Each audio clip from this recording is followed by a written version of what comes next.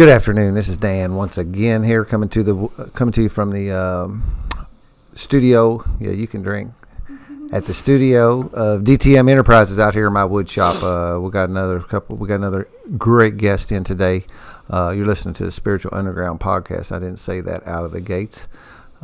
Jeremy is here with us today, going to tell his story. I'm completely jacked to hear that. I dig your energy. I do. I walk this path today, man, and I get to meet these souls, and it's a different level thing today than what it used to be. Most of the time in the past, what I did is I was scared of you, right? I put this wall up, and I was like, "Woo, what is he going to do to hurt me?" Or her, him, whatever. And today I'm not. Today I can be open and like say, "Hey." Hug when we meet, and get to know one another, make these connections. So excited for that. Do my normal little plugs. spiritualunderground.org. You can see show notes. You can see pictures of the people who were on here. There's also a contact me page where you can, if you're interested in being on the podcast, or if you're struggling with some kind of addiction or something like that and you want more information, I'm a pretty available guy, and that's part of my 12-step work, is to make myself available to help others if that's where my higher power wants me today.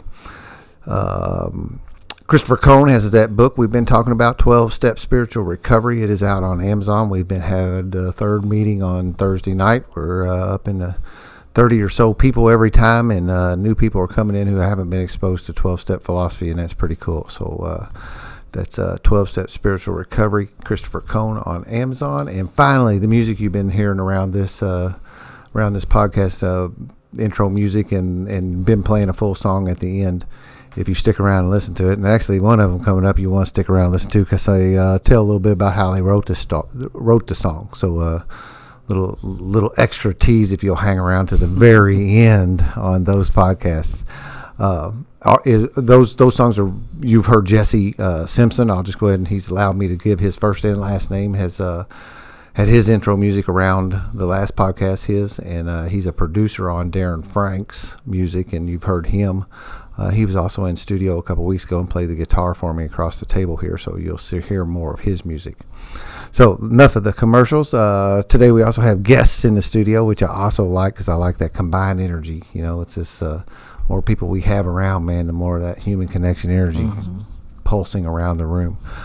Robin's here, and Krista, and Krista's story will be released today. This is Sunday, March the 31st, I think is today.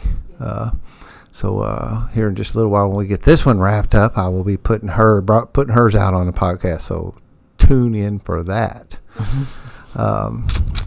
So Jeremy, how you doing today, man? I'm good. How are you? I am awesome. I'm always juiced up. And this elevates my energy level every time I sit down here, and then I have a come down period after it's over with too, where I walk out of here and I'm like, zzz, my energy's just like on fire. Well, your voice is very calming. You've definitely tapped into a calling. Thank you. Yeah, I'd have never thought that. I get teased a lot about some accent. See, I can't hear it, but everybody else seems to be able to hear it. Now, I went down to Red River Gorge in Kentucky last week with my kids at spring break. Now, those guys had accents. I get asked all the time where I'm from. I'm like, I'm from New Albany. So we usually start, man. To me, and this is kind of a test question sometimes that I'll use, like with certain people. If I'm bouncing around, you run into somebody you ain't seen in a while, Mm-hmm. And if you ask them their sobriety date, and two questions: sobriety date, and they stumble, because I know my sobriety date. Yeah. My God, I know it's an important date to me. Also, another thing is ask a person who their sponsor is. If they stumble on that too, it's like. And it's probably not fair to actually be testing people, but I do it anyway. Well, I'm glad I have a sponsor now. Yeah. So I'm not going to ask that person's name, but I will ask you for your sobriety date, and we'll just get to taking off on wherever you want to start. Okay. Well, I'm Jeremy. I'm an alcoholic. All right. My sobriety date is February 20th, 2015.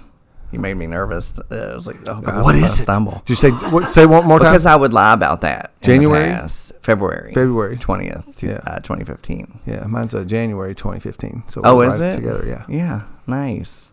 Well, I guess it's a little PTSD because I would lie about it. I never really had one. I've never had any recovery until now. Honestly, I've had dry time, but now truly I've recovered from a hopeless state of mind.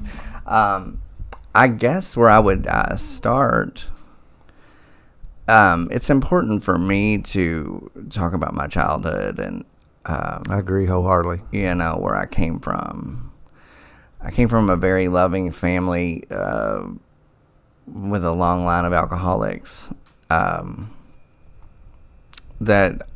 I didn't understand what that was or what it meant. And nor really was it a problem. It just was so, for lack of a better word, just around that it just looked like everyone was having fun. And that was just what you do when you get a little older, Yeah. Beginning to get normalized right out of the gate. It just seemed like everybody was, and there was the occasional, my aunt pulling a knife on my grandmother for not letting her drive. Yeah. Things have been like, just normal kind of stuff. Yeah, just normal knife stuff. And stuff like that.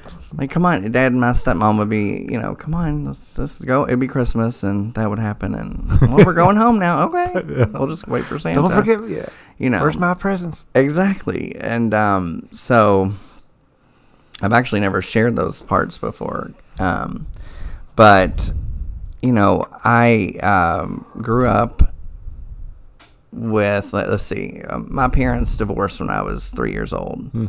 That's a big deal for me because they separated, and my dad always had like isms, but not he could use and not, he could put it down, but he was angry, very angry, and my mom was a runner, and so when my mom left with me, my dad just kind of made it very difficult for her to, I guess, do what she wanted to do and have me with her at that time too. So she was just gave me to my dad, and I went on living with him and seeing my mom on the weekends, and just grew up even from a young age missing her.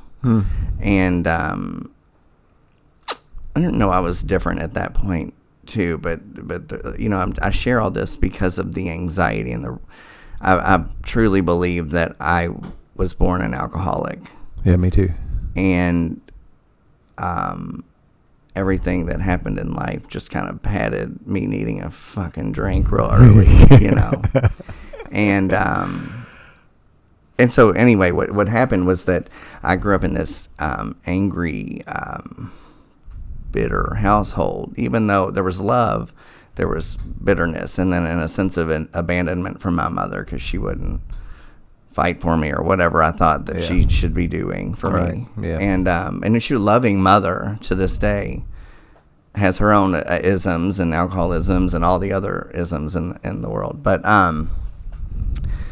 she I'm trying to. So what happened was I just invariably got a little older. My dad married a woman who had a son who was 10 months older than me. We were very different. I grew up on one side of the tracks, and then my mom was on the other, basically.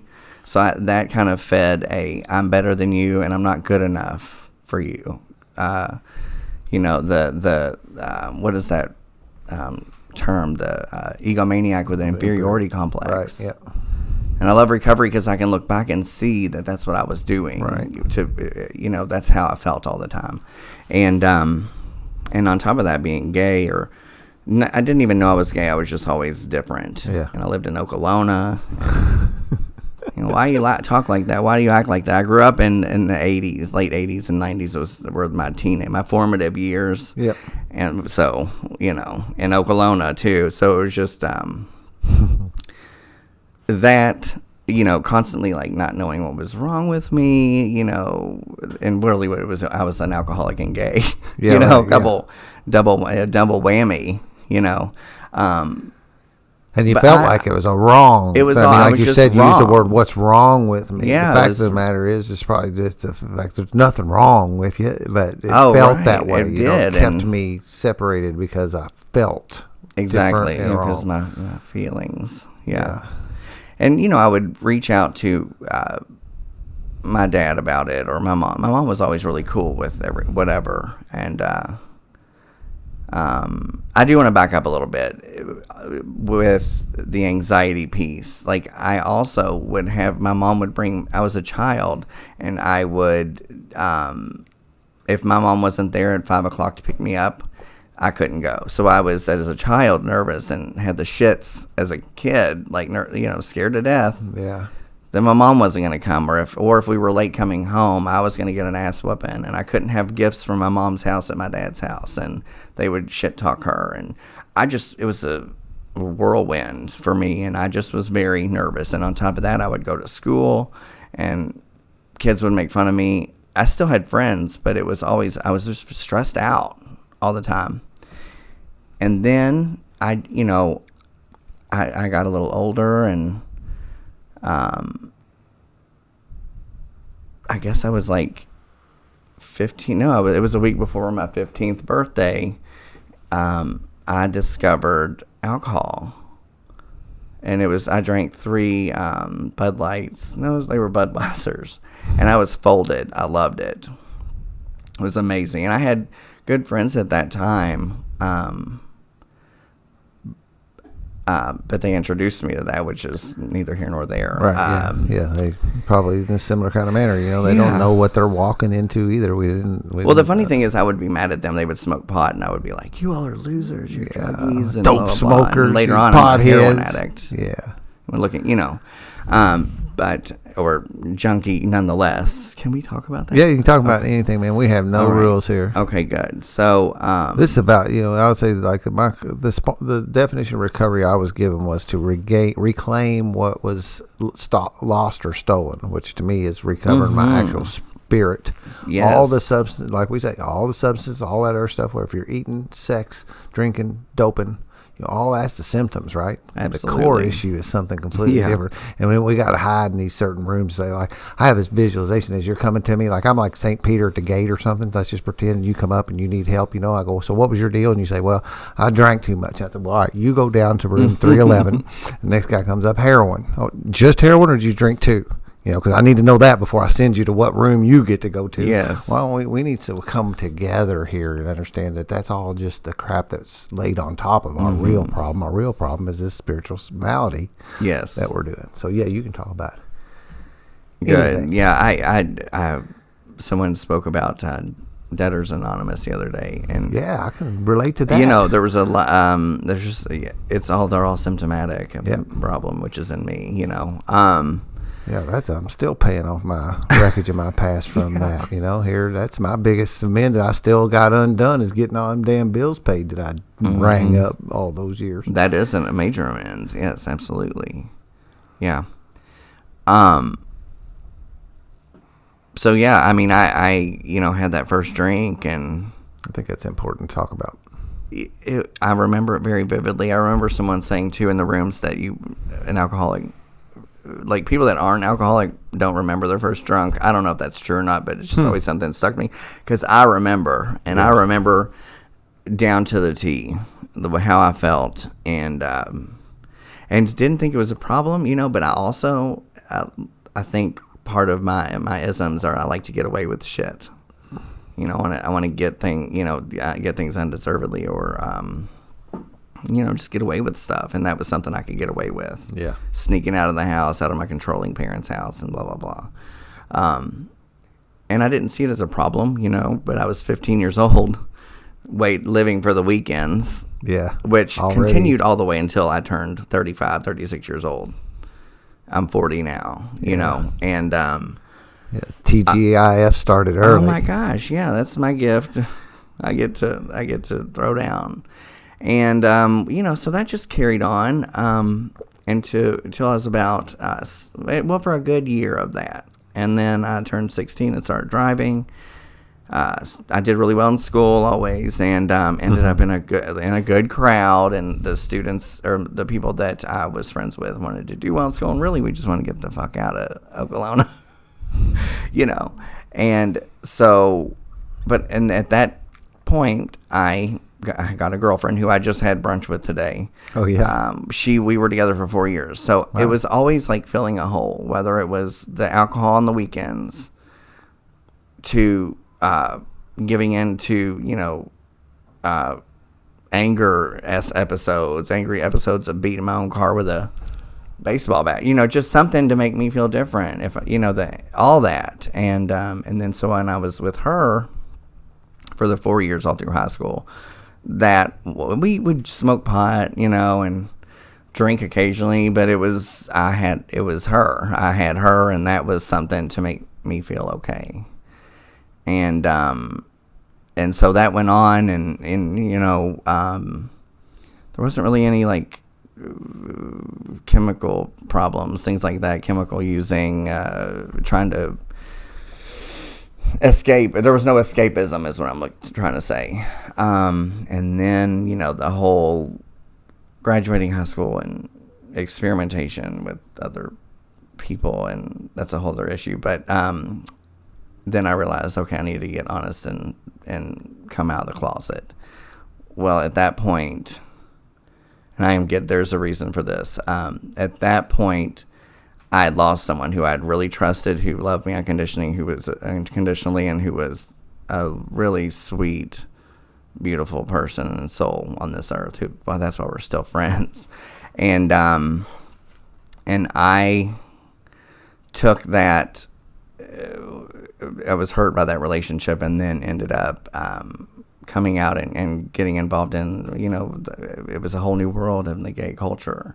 There was a lot of like promiscuity, and you couldn't, shared partners and all this stuff that I just was like, what the hell? No, that's not me, but I'm gay, so I guess I better get used to it. And on top of all that was drug use, and I always had fear behind cocaine, and that seemed to be like the bad thing for me.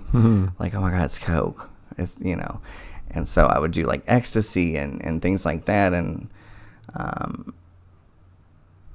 started. I loved it, and then once I did coke, it was like balls to the wall. Like I thought, well, I've done that, so nothing can scare me now. And then it got into like ketamine and GHB, and then I started falling out and ending up intubated. Oh wow! In hospitals, and having cardiac arrest and nearly dying. And to me, that was just part of the lifestyle. I thought, well, that's funny. Having to be revived in the shower and things like that. And then I got involved in another messed up relationship, controlling and heavily drug fueled. Now, I didn't realize there was any addiction or alcoholism going on. I just thought we had a little problem that we needed to fix. And he was worse than me, so of course I'm the victim here, And there was a lot of physical abuse there on both sides. It was just really bad. Anyway, I remember he was the first person ever, like, I can't say that. He backhand me. We'll say that. And I was like, oh my God, really? This is what it's come to, Yeah. And then with that, there were suicide attempts, slitting my wrist. Yeah. U of L stays, and psych ward in U of L, and overdosing, and taking my antidepressants as for attention seeking, or just get me out of here, And then that, once I had slit my wrist and scared the shit out of this guy, he was gone, which was good. That was a blessing. But then at that point, I had tried meth, crystal meth, and then that's, I don't even know where that went, honestly, other than it was another way of, I guess I'll just do this, and it was a different kind of lifestyle. And I didn't like staying up all night. And I didn't like, you know what I mean? Like, that to me I really liked the meth, but I didn't like staying up all night. It was like I could have, how messed up is that when you say it out loud? Yeah, I heard it. That's insanity. I'd like to, but absolutely, can we just, man. Absolutely. Can't I go to sleep when I want to? Well, then, I would do that and drink and smoke pot, a lot of pot smoking, a lot of drinking, and it could afforded me to drink more. Yeah. And I also am a Jekyll and Hyde, as it says in the book. I'm a nice person. You would think I was the sweetest thing, and I'm ornery. Right. Yeah. Even sober, I have to work on that. The masks we wear, that. Yes. Today's the show today. So, and then I started. I was tired of that, but it was my way of life, and that's why I did hair. And you just kind of party, and everything's a party. Live for the weekend. Then that rolled over into the week, and that was just hard. So I tried to quit and all that stuff. And then someone offered me a painkiller. One of my clients, and I thought, oh well, I can stay up, or I can go to sleep on this. And plus, it's prescribed by a doctor, not to me. Yeah, but it feels safe. But yeah, like I know it's what regulated. it is. When it says 10 milligrams, it really is. Yeah, it's so okay, because that's the problem. It's what the substance was the problem. I just had to find the right one. Yeah, because I certainly couldn't see at that point not having any. But at least I could go without something at that point. And then I got into opiates, and no one ever told me about withdrawal and all that kind of jazz. I would have withdrawal. I'd have a hangover from drinking, or I would have withdrawal from being up for a night or two, and then sleep, and of course eat or whatever a ton, but never was I physically sick. And at that point, when I first experienced withdrawal, it was that anxiety had come back full force, which had been being masked by all that opiate use and drinking and things like that. For a long time, I hadn't had any anxiety because I had that stuff. And then when it came back, you were heavily medicated. I was like, oh my God, what am I gonna do? I was scared to death because I was I felt truly trapped, but I didn't really see a way out. And AA, one of my closest friends now is she has always been in AA, and I never even knew it because I was so self-centered and in my craziness, and so it just got worse and worse. And that withdrawal from alcohol or from opiates threw in what I call my liquid alcoholism. Like, I needed something to take the edge off. So when I didn't have that, then the day drinking came. Yeah.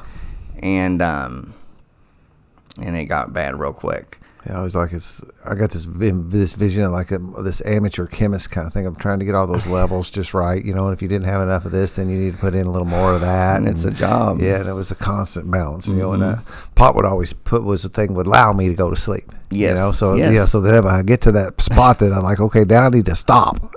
Put the brakes on this shit. Well, smoke a little dope. Exactly. That'll bring you down. Or when you get really, I'm too drunk, I need some cocaine. Because I got to make it through to this thing that's going on tonight. You're just always balancing these levels. Yeah. And never finding that. Now, and it's the thing is, exhausting. there's those little pieces, and that's what I remember. That's what my brain tells me. That's what my disease tells me, is those little 15-minute periods when everything was just perfect. Yeah, on a right. Tuesday night in May in 1922 or what. Yeah. That's the one. That 15 minutes is the one that I'm still after. Right. I'm still chasing that Right. deal. But I've come to the other day was talking about somebing. That's what I find in recovery is that I can get that sweet spot in my life today, clean and sober, by connecting with these other humans and doing this thing amazing. here. And then I can get this buzz. That's good. It's got no hangover in it. I can get to those sweet spots, and I don't crave them for. I'm not scratching at it for 10 days after it's gone either. Yeah. And just keep on taking a step at a time, and it'll come back again. What's funny about you saying that is that if you, in the past, I would be like, oh my God, these people are fucked up. You know what I mean? They're just using AA instead of drugs, which is now it's what we're doing. Yeah. And I love it. And sometimes, I don't want to say sometimes I try to figure out why it works the way it does. But we just don't know. It just does, because I feel the same way about getting those highs. It's just like I was doing a step study the other day about how has the third step helped me. Basically, how has it changed my behaviors, things of that nature. And for me, it's like I get high on the ability to breathe, to be able to breathe and be like, and to handle situations that would normally wear me out, or I'd love to make it wear me out so I can have a drink. Yeah. And I love that. I love that about AA. And I never would have thought it possible. Yeah. Because the fact is, if I couldn't find something to replace what that was, I'm going to go back to it, even though it's faulty, and I know that, and I can rationalize the shit out of that doesn't work. I've done it. And the reason I know that is because I've done that. I've got some recovery under my belt, put my tools down, watched the vacuum happen. You have. And go back out because of it. And I hear your guys' stories. Everybody else, we got some people that come in and get sober and stay that way, but not very many of us do that. You gotta learn the hard way. Yeah, we do. We have to learn the hard way. I'm not, until I can see that history of what it did to me. The first time around, I thought I could do that. I thought, well, fuck, I'm special. The rest of you guys can't do this, but see, I can do that thing where I can lay. Robin said, I've been using this a few times, the back problems. I got my car back, my job back, my life back, all this kind of stuff. I started getting this stuff back, and I stopped working the program. And I thought that I was above the rest of you guys, and I'd be able to handle that, right? Yeah. Yeah. No. Wrong. Yeah. So I watch people, and now, so that actually gives me some sight, some vision today when I watch somebody getting something back. I got a buddy now getting something back, and I'm like, okay, let's keep our thumb on that pulse, and let's stay in communication, and it doesn't have to derail you. Right. But I've been on that path, so I know what that path looks like. Well, I think that to me is why it's important to do things that are uncomfortable, because I'm a ham, but I just do not like being like in this position right now. Like not that about the vulnerability, but looking stupid, I guess. Oh yeah, I cannot tolerate that. Yeah, right. But at the same time, like I'll do it. Like I will do it if I have to, because it got bad for me. And like you said earlier about the basically your spirit, what I call it is I raped my own spirit, really. Yeah. And it was gone. I mean, it was gone at the end. And but I didn't really, I mean, I guess I wanted to kill myself, but I didn't, because I've had faith, and I know now it was God telling me, you can do this, you just have to take some direction. But it was bad, and I was bankrupt, at the end. Yeah. And I liked it does restore your spirit. And a lot of times, like I even, like, God, I can't believe driving over here. Like I was thinking that was 20 years ago, almost, and it feels like yesterday. I feel like a kid, except for when I have back problems. Yeah. For real, you know what I mean? But that's part of like the recovered state of mind for me and body, is being able to be appreciative for where I'm at today, and looking at those dark moments. And I laugh. Robin knows we laugh our asses off about the sick shit, because I better laugh about it. Yep. Because it did get dark. Yeah, absolutely. And I got to have some fun, that's part of it. That's what I see. That's the thing I didn't expect to see when I came in the rooms, was these smiling faces. That is certainly one of my biggest surprises I remember, is seeing these people laughing about themselves and telling their stories. And seeing that, and like people say, there's no rules in AA. I stole this from Scott Lee. He's one of the speakers, one of my very favorite speakers. I probably shouldn't say his last name, but he does. He says there's no rules in AA, but here's one. It says we absolutely insist upon having fun. Oh, nice. Yeah. And I do. I really do. I'm having a blast in recovery. It's just almost, I say sometimes it's almost not fair. And what I want to tell myself is I don't deserve it. Right. But I know better than that today, is that that's me. I didn't push my little button and do not disturb us. I eye thing, this eye monster. I do serve every bit of this. We call it the juice in our circles. That's just the generic term, juice. So like if you would say something and you share something with me, that's cool. My response would be juice. Yeah. When we say, tell me a juicy story, I'm sharing the juice. We always have these things. So we just call it juice for a word of this life force. Some people like the prana is like the Eastern thing, comes out of the yogi. The yogi kind of stuff is prana, is the life energy that flows through us. We've stole the word juice for that. Yeah. And I have so much juice in my life today that I don't need that other stuff anymore. Right. Yes. I'm having a blast doing this. I mean, like these podcasts, man. I mean, this is fun, right? I mean, you said you was nervous when you first sat down, right? But then once we get going, it becomes actually fun, and it's like, yeah, hey, this is cool, and it's actually towards the end, you're kind of going, all right, well, what else can we talk about? You don't want it to end. Same kind of thing, when good stuff is coming to an end, you don't want it to stop, right? Right. I get to fill that void in my life today with all this cool stuff. And luckily, and I've shared this with Robin before too, like with my job, I see a lot of people and I'm able, because I'm an open book about it. And a lot of my clients have seen me in the madness, what I call it. Yeah. And I get to share that all the time with people. And it's not just alcoholics, it's anybody dealing with life issues and just in general. And I get to what I've learned is I get to be an asset, not a liability. Yeah. Which that's pretty cool to me. Yeah, because all I did was walk around and took. That's what I did. And but I more want to than admit that I was really nice and I'm not selfish at all. Yeah. But whatever you have, Yeah, and when I came to your house, your medicine cabinet was empty when I left. Oh, absolutely. So not only did I just take, I actually stole from you and I actually took your stuff. And today I get to turn that back, and I actually feel that indebtedness to the universe.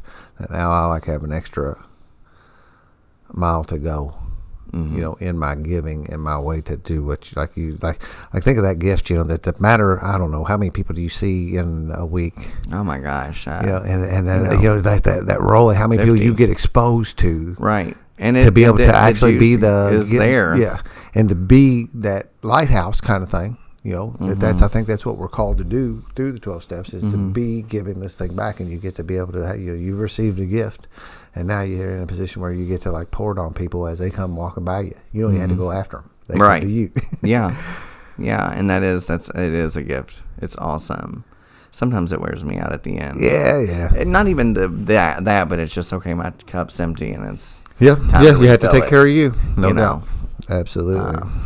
But they're not coming to an empty well for water, so that's good. Yeah, right. So when as we was walking down this, and we kind of get that's the other cool thing about this interview style is like we get to where like what happened to you that ended up creating your bottom. Okay. Or if you got something else on. Oh no, that's good. It sounded like we were getting really close to that a minute ago. We're there. I'm trying to think I guess I just, didn't want to surrender, even though it was bad with all the pills and whatever, pills, drugs, alcohol, all of that. I just had resigned to myself that that's the way it was. Right. Yeah. I remember that time too, man. Looking in the mirror and going, Dan, this is you. Mm-hmm. And I wasn't really, it just was what it was. And, looking back, it was just kind of me being blocked off to my spirituality and having these resentments against organized religion, which really I created, to be honest. Yeah. Because now I don't. But like I said, it was just that was what I knew, and I was scared of change, and but I was coming to something was going to change, and what had invariably happened is I started at the age of 27, which is like the 27. That's the club, age. Age. It was.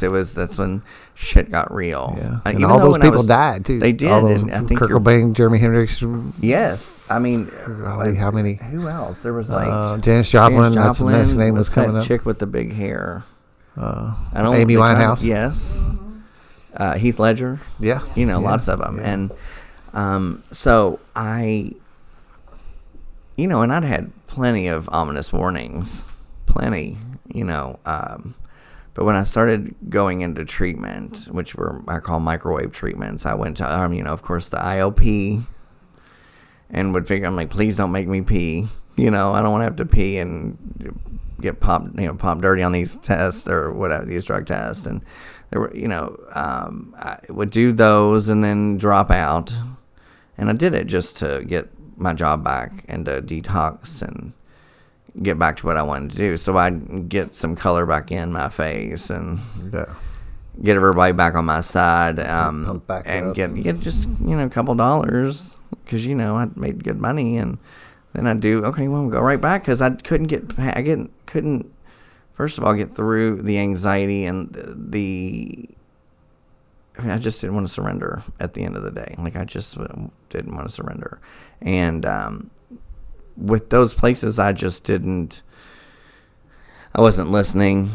So I continued to do what I do. And it just got worse, and my body just wouldn't allow me to, the drinking in the morning was the main thing and I'm grateful for that now, because that's what really threw me over the edge, because I could not function. And so I was in and out of the Our Lady of Peace and the Brook, and loved going to Our Lady of Peace. PRN medication, they feed you. You get to order a little nasty chicken sandwich, but it was good, and everybody's crazy, and you find a couple girls in there that like you, and you laugh and act like everything's okay. And then you go home, and you're left alone. Insane asylum, but we're having fun. And we're having fun, shuffling through the hallway in our padded socks. Yeah. And then I'd go home and be with me again, and not pick up any tools. And so that would be what would happen, and it just became a circle. And so detox, Our Lady of Peace, the Brook, all that stuff over and over.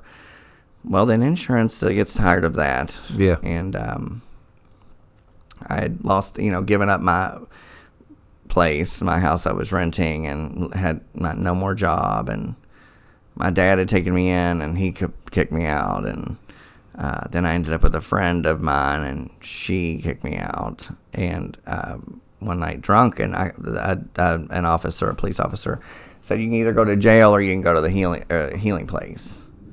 And I went to the healing place. And I was like, oh, no, I'm not going here. It was just once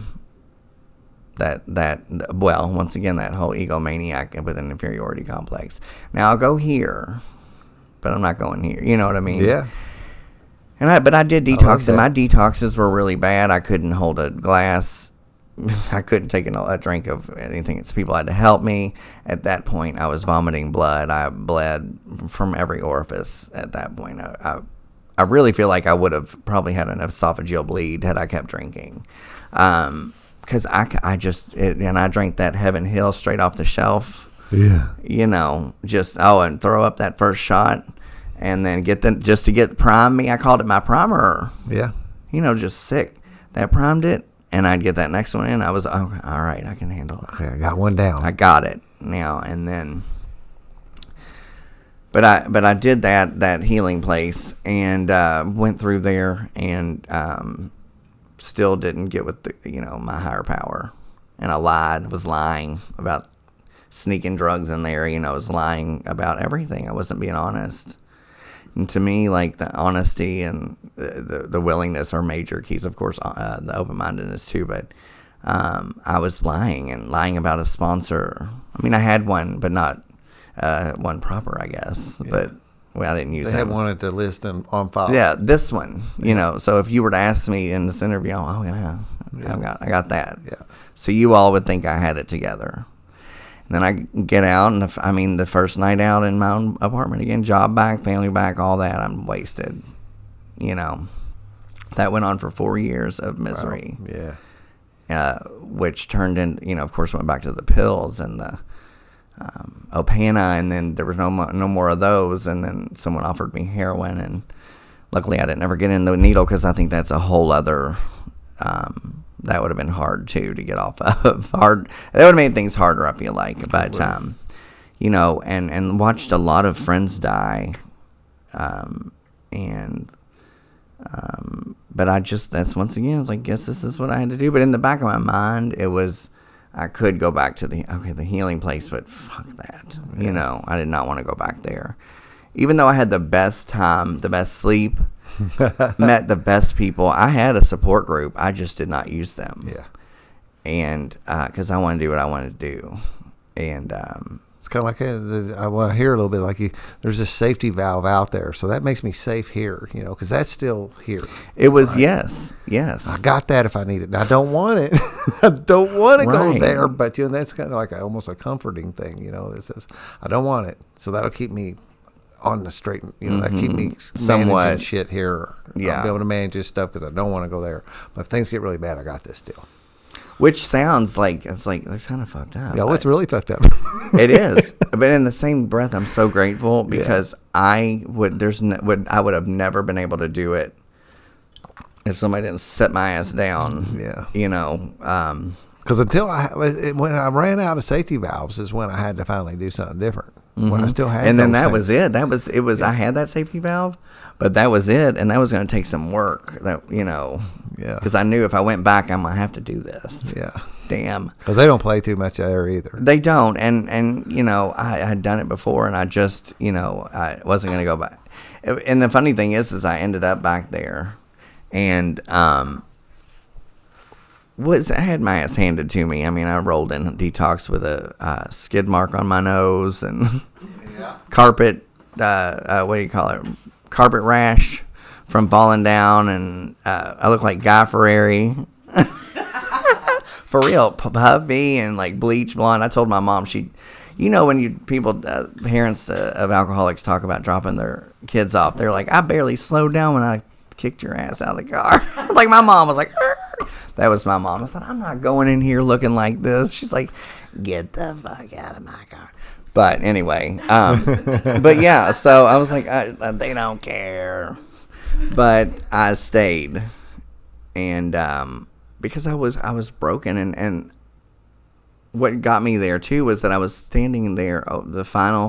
My final day drunk. I was standing there waiting for my sponsor. I don't know. I guess come and tell me it was gonna be okay. And I was standing there, and I had my dog there, and I thought, I was looking in the bathtub, and I thought. And I was drinking mouthwash. That's the thing too. What gets me to the bottom too. I didn't even share that. Like, I will drink aftershave. I will drink mouthwash. I've drank acetone nail polish remover, and I'm hoping that I didn't give a shit whether I had a stroke, died, or changed the way I felt. Like it didn't matter. Wow. Like it's like in Bill's story where he talks about the about to jump out the window, sash and all. Then the terror was on you so bad that the hideous horseman, all that was that night with the drinking, all those things that was that, just to let you know. But I'll do whatever it takes to feel different. And I didn't care if I died. And then from that, then I was standing there and the mouthwash wasn't working. And, and I'm looking like, stinking and like. Breast milk good, though. Right. And I mean, I looked at my dog and I thought, and that dog would look at me and go, you sorry? I swear to God he did. I bet. He'd been through it with me, God rest his soul. He's going, damn, Jeremy, not again, He's a man. big old brown pit bull, yeah. Well, I stood there and I thought, this is where I want to slit my wrist. But then I was staying in someone's house and thought I don't want to leave a mess and deport the dog, whatever. It really was God telling me, you don't need to, you just go take care of your business. What it was now, looking back, it was that little tap on the shoulder, and that was my last day drunk. And I went into the healing place and did what they told me, kicking and screaming, not surrendering to God, who my higher power, the universe, whatever anybody wants to call it. It's broad for me. And and I just kind of stuck around, and took suggestions, which, looking back, I did it like half cocked, and but I'll tell you, at one point, my partner, he said to me one time, I was like always angry and saying, I want to drink. And I did. I wanted to drink. I didn't want to I didn't want to have to deal with anything. And he said to me, he was like, you're not trusting God. And really from that point, I didn't, but I did a little more because I saw that he could, and it was working for him. And then I just kind of kept moving from there. And had, moved off property of the healing place and had my job back again, and wasn't doing any meetings. I mean, I think I did one here and there, but sponsorship, none. I mean, I had one by name, but I lived with sober people and worked with sober people, and my friends were sober people, and but I was dying in the solution, pretty much. The walls were closing in, and I started to get that anxiety, and I'd have a meltdown every other day, and then I got a little outside help, in therapy, and because I just, once again, want to do it my way, like I'll figure this out, not just doing what's outlined in the book. Right, yeah. And try anything else. I'll do anything else. I'll run to Lexington if I have to, but God forbid I go speak at a damn meeting. Yeah. For real. Yeah. Like, that's real talk. Like, there were several times where I thought, I'm going to just go back out because someone asked me to get up and read the Lord's Prayer, or read one of the readings, how it works. I'll just go fuck back this, out. Just get drunk. And that's insanity. Yeah. So what I did was always told on myself about it and stayed honest, because I think that's what kept me connected somewhat to my higher power. I was praying. I was still doing those things, and got a little, like you had said earlier, or we were talking earlier about yoga, and that's a mindfulness exercise. Amen. Sure is. And I started some therapy, and it was a dialectic behavioral therapy, so it's just basically mindfulness, and which was really cool because it was like basically about, like, I don't control everything. I can't control you loving me. I can't control what people think about me, and those were the things that were eating my lunch, on top of not being active in AA and working on myself. And once I started really the Age of Miracles group, doing that, like, being involved at least once, investing in it, and I was working more with my sponsor, starting to doing a little more work, not a bunch more, but I was getting more and more involved with people in AA, and I had mine over here, but I got my own little set of AAs outside of my boyfriend and my closest friends that I went through the program with. And I'm not a big sharer, but I started sharing a little bit, and chairing would scare the shit out of me. Chairing, or God forbid if someone asked me to give my lead, but really going and getting into the meetings and practicing a little bit. Right. Yeah. And kind of giving up that I do have a story to share helped me to pad my sobriety. Yeah. And I from then I've always been a people person, and have fun with people, and I'm a good friend, and but then that opened doors. I believe God placed people in my path. Amen. Yeah. And, yeah, they do. Like Robin, it's a big one. And I might tear up, but that's, to me, like a miracle, because I have so many people that I can talk to Robin about anything, and she's like, "Oh my God, I know," and sorry, No, it's amazing. I mean, that's to real, me, like, and I do not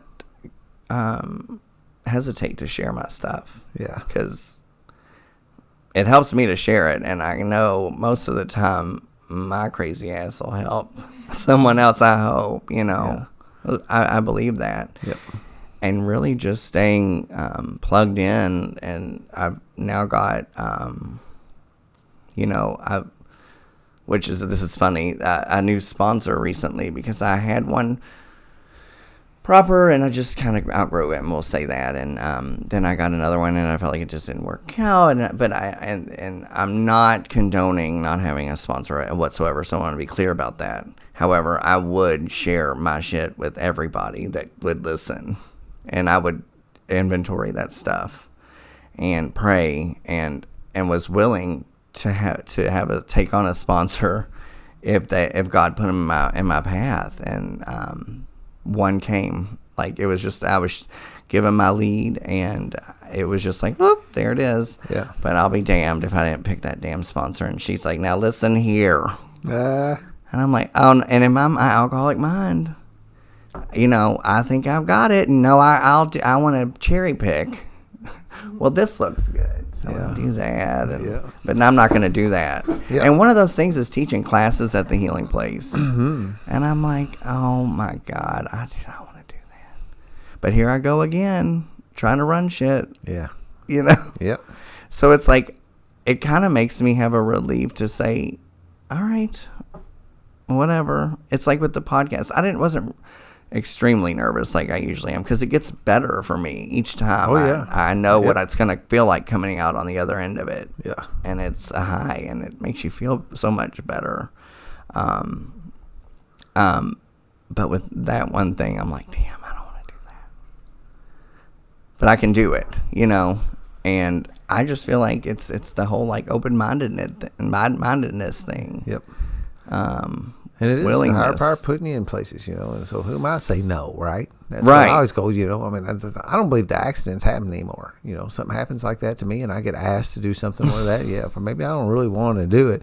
More times than not, the things that I don't want to do is where most of the growth is going to happen too, right? Yes. That's where I'm outside the comfort zone, and I'm getting asked to do something like, or, you know, I constantly beat the drum on to participate in my recovery. I just like that. Mm-hmm. A friend of mine early on, before it ever stuck, I still remember it. And it's the gift he gave me, you know, and it was a little insulting, and I could have punched him, but because I wasn't participating in my recovery. And he wagged his finger in my face, and he said, "Look, it's this simple.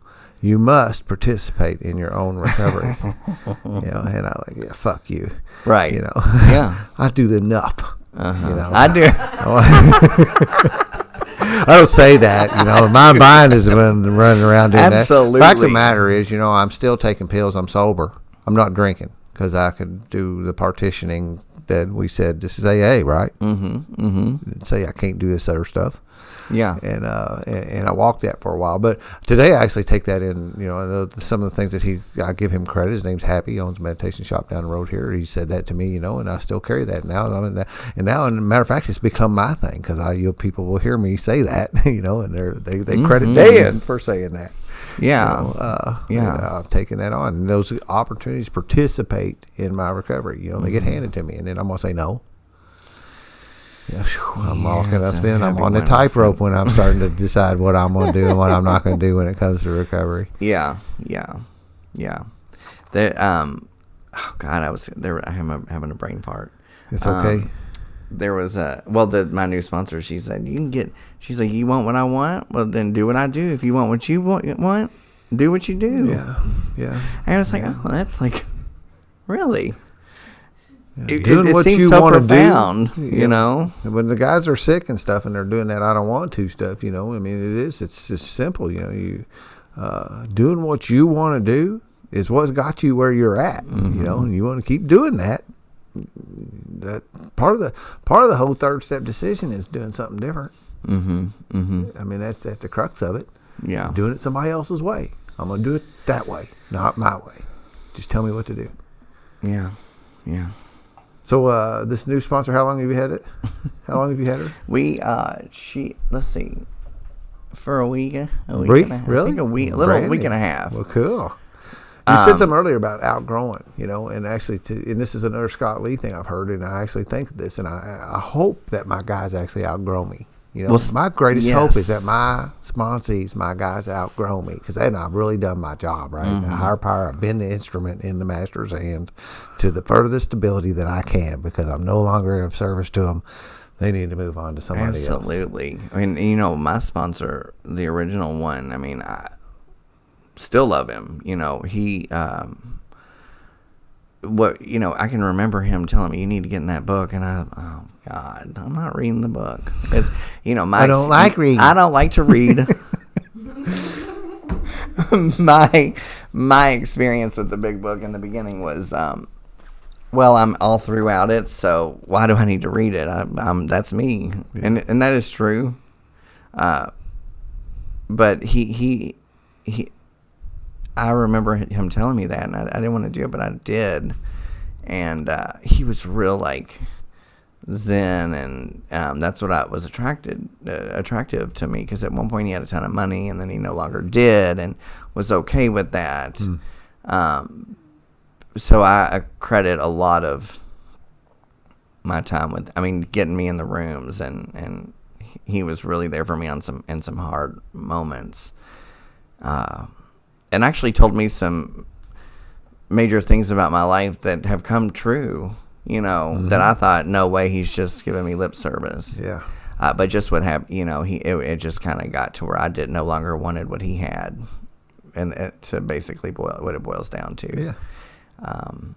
And then we get wrapped up a lot about that, and the ego gets hooked up in all that kind of stuff, and it's tough, but it's, it should be looser and freer to move, and the flip side of that is I got to be kind of like same way with that, take what you want and leave the rest. I got to be careful with that.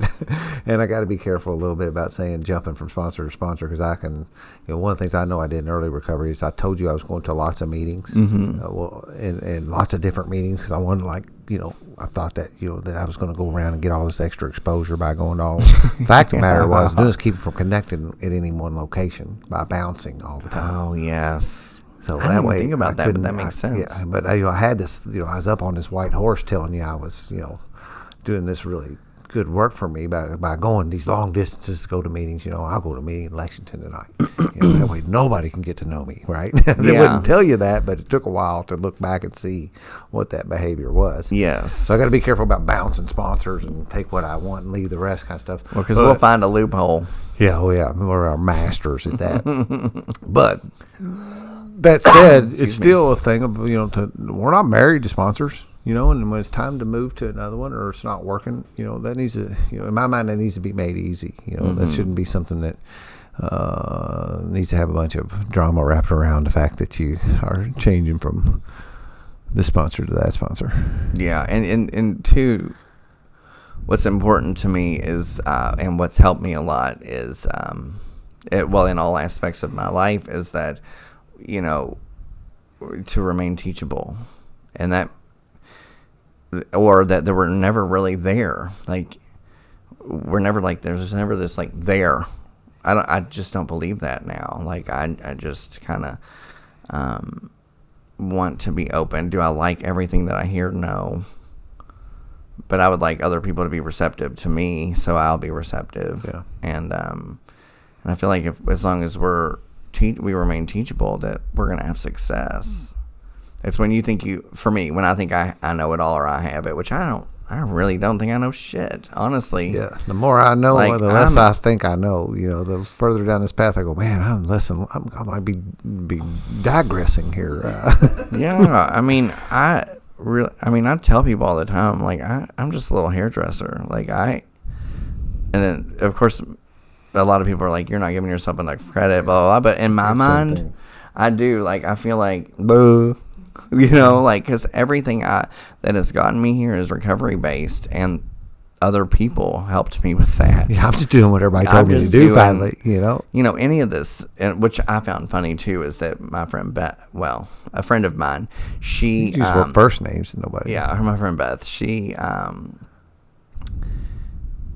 would always have, these things that would help me, these sayings, and light and polite, for fun and for free. A lot of them were Al-Anon things, and or going around looking for the man with the bat, and it's all these things that have helped me that like peg what's going on with me at any given moment.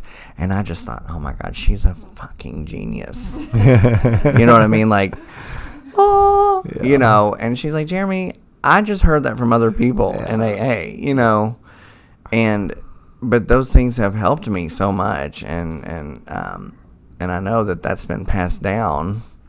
So there's always going to be someone to pass it to, or something else passed. Yeah. It's like I've not. So going around looking for the man with the bat is when I get up and I'm in untreated alcoholism, or I've got a problem with me, and I'm looking for either what you've done to me, or like who's fucking with me, trying to figure shit out. Like who's the man with the bat?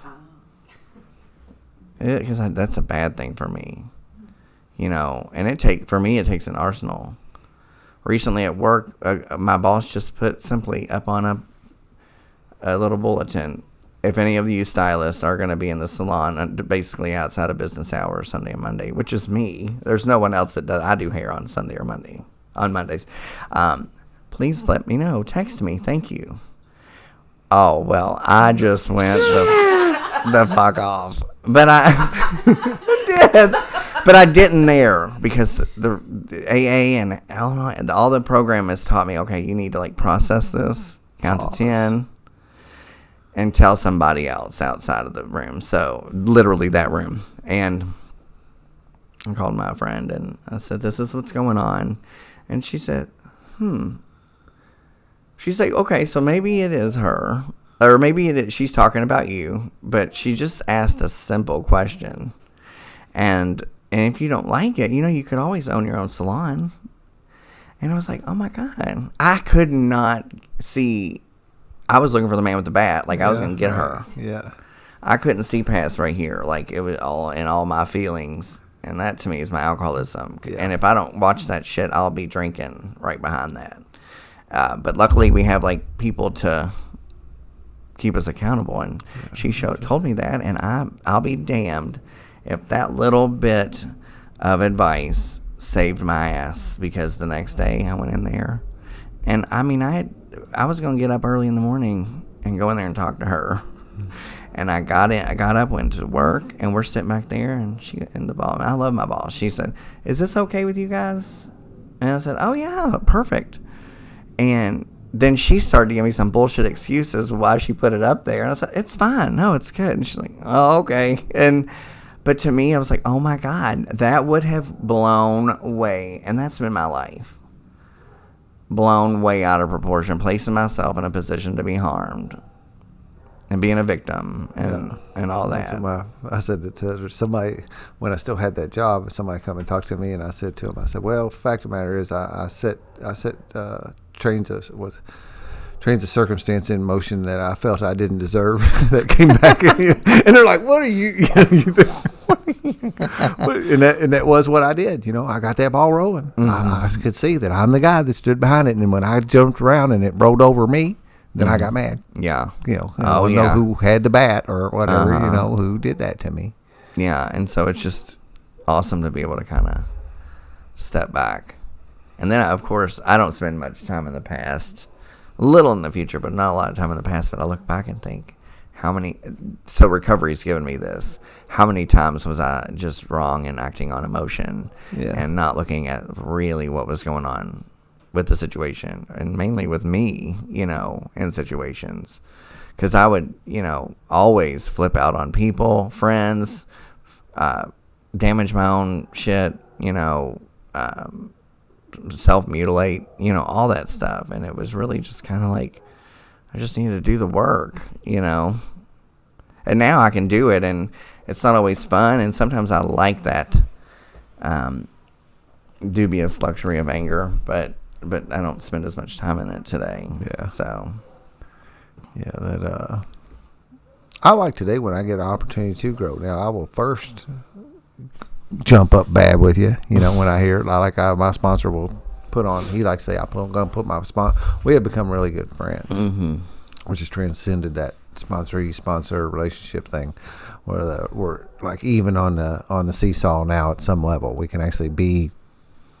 Nobody's better, but he will put on his sponsor hat, and that's when I know he's, now we've turned the corner for today, or for this moment. Yes. And because I've said something that triggered him or whatever, I said something that caught his attention, and so I will get bothered by that at first, but then I can come down today and go, okay, so what's up here, and hear the lesson and figure out what to do. And I know it's another growth opportunity for me where I can continue to do this thing. If I thought there was a finish line down there, I wouldn't like it. I actually wouldn't like it, I don't think, because I know today in recovery that I need to continue to, like this Bill says over and over again, continue. If I thought I was going to break through the tape down there, I'd start slow playing shit, because I don't want to get to a finish line. Not that it's possible, but right. But I like the fact that I have more things going on, and it's not. We had a guy, we've got a really, really tight support group in this group of guys, and we have a little app on here on the phone. It's a group me. Yeah. And we stay in touch. We're all in there. And so we celebrate victories. We celebrate defeats. Somebody's wife is on his ass. He's got a bunch of us to, you think, hey man, I'm going to do this, and you come in here and say that, because and everybody goes, yeah, maybe not, or gives you some advice to bend and go a different direction. There's a guy in here, and we allow newcomers to come in, and we invite them to kind of take their temperature a little bit. And he said, man, I just hate the fact that I'm going to have to do this the rest of my life. We hear that all the time. Yeah. And, it's like, I love the fact that I get to do this the rest of my life. What else would I be doing? I've never had another tool that worked for me. I had great parents. I heard you saying, Dad's, you bumped into him out here, he nice lives with me man. tonight. I get to give that back to him today, you know. When I hit my bottom, I was I'd been stealing pills in the neighborhood here and got caught. And I was actually right out underneath of that tree one middle of the night, had been caught. And I was running, and I was trying to come back home. And the gal that was here that night had called my mom and dad because she didn't know where I disappeared to. And I was sitting underneath that pine tree out there not knowing what to do, and he was walking with buckets of glass down the path, down that walkway right there, and he set that stuff down and come sit down next to me, man, and put his hand on my knee, and comfort me and said, let's, first you want to know, was I okay? And here I was getting in trouble again. The last thing in the world I thought I was going to hear from my father was, are you okay? Yeah. And actually, that's not the truth. It's the disease was telling me I was going to hear something else. Yeah. He was always consistent in his compassion for me. But anyway, I didn't, even as good as that upbringing, to circle back, even as good as that upbringing felt and seemed, I didn't get these tools on how to operate in life. Yes. It's designed for living stuff, and now I have a set of tools that actually works. It's proven. I get to look around, and it's working for a lot of other people too. So, it's not a fluke. Yeah. It's not something that just happens to be working for somebody else. I'm not struggling to get with it like I did with church. I struggle to get with those principles and that stuff. I'm not. This feels real natural to me. And then the flip side of that is I get the payoff is getting to give this away to other people and watch it work for them. Yeah. That's really where the proven point happened for me, was when I actually, because I still did that egomaniac with the inferiority complex. I thought them tools was working for me, and I was special because of that. Yes. That come down when I was actually able to hand the tool over to somebody else. And another day, and again, I want to be real clear. I try to make it real clear that I know this is not me. Right. Yeah. This is this program and this power and this stuff working through me, and I get to be a recipient of the gift. I got 4 down the line, guy did a fist step with a sponsee the other day, and I'm 4 years sober, and it's a grand sponsee or whatever it is doing the work, and I'm watching this guy give it to that guy to give it to that guy down the line. And man, that's just awesome. Magic, man. I mean, how do I get to do this, to have those gifts in your life? And then that insurance, you said something about padding something, or you said something earlier padding about my emotion. Well, sobriety, but then of course emotional sobriety as well. To build up that insurance policy that makes sure that a drink doesn't look like a good idea. But Rob and I went to a concert last night, a little barn concert. It was a blast, man.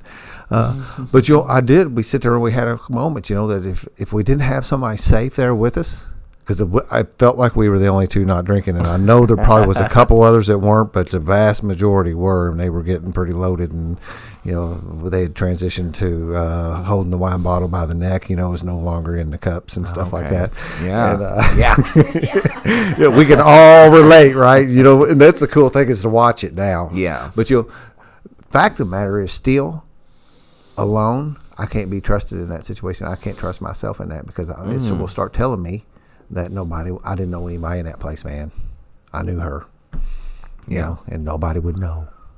And so I have the vision today and the knowledge, and we can somebody, to know that go someplace with somebody safe. We can keep each other on the cool. Not that we're risky. We're not walking around on the tightrope like we're going to fall off. No, I totally get that. But I need that insurance in my life. I need that policy hanging on my neck. Absolutely. And because those thoughts, and then also the freedom to be able to express that and truth to somebody who's not going to judge me for it, because if I tell some people that, they got me in the damn hospital again because I'm just thinking that, right? You need to go back to rehab.